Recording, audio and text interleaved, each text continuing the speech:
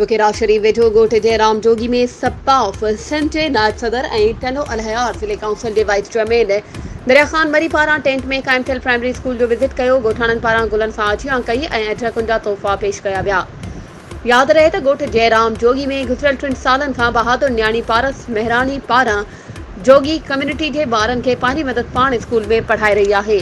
School जी building furniture ऐं ॿारनि खे सरकारी किताब न मिली सघिया। टेंट में क़ाइम थियल स्कूल जो ज़िले काउंसिल के वाइस चेयरमैन दरिया ख़ान मरी विज़िट करे स्कूली शागिर्दनि खां सवाल जवाब कया ऐं मीडिया सां ॻाल्हाईंदे चयो त स्कूल जी बिल्डिंग सेम्स कोड लाइ DO पारां लेटर सेक्रेटरी ॾांहुं माणे छॾिया आहिनि। तमामु जल्द अप्रूवल मिली वेंदी। स्कूल जो फर्नीचर लाइ DO एजुकेशन के हिदायत ॾिनी आहे। तमामु जल्द स्कूल जो फर्नीचर मिली वेंदो। वधीक ख़बरुनि ऐं अपडेट्स जे लाइ असांजे चैनल खे सब्सक्राइब कयो ऐं हा बेल आइकन खे प्रेस करणु न विसारिजो त जीअं असांजी हर नई अचण वारी वीडियो तव्हां ताईं पहुची